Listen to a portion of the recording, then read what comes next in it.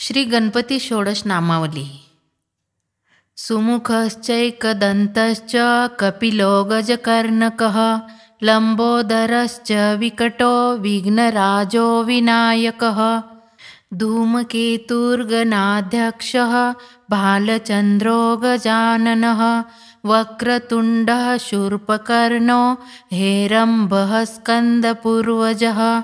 षोडशैतानि नामानि यः पठेत् शृणुयादपि विद्यारम्भे विवाहे च प्रवेशे निर्गमे तथा संग्रामे सर्वकार्येषु विघ्नस्तस्य न जायते।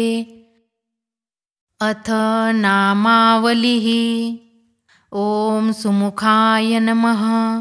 ॐ एकदन्ताय नमः।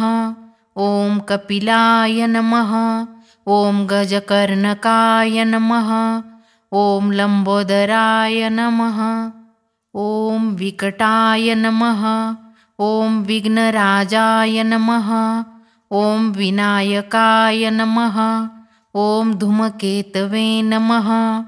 ॐ गणाध्यक्षाय नमः।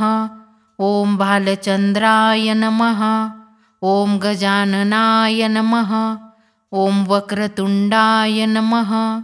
ॐ शूर्पकर्णाय नमः। ॐ हेरम्बाय नमः।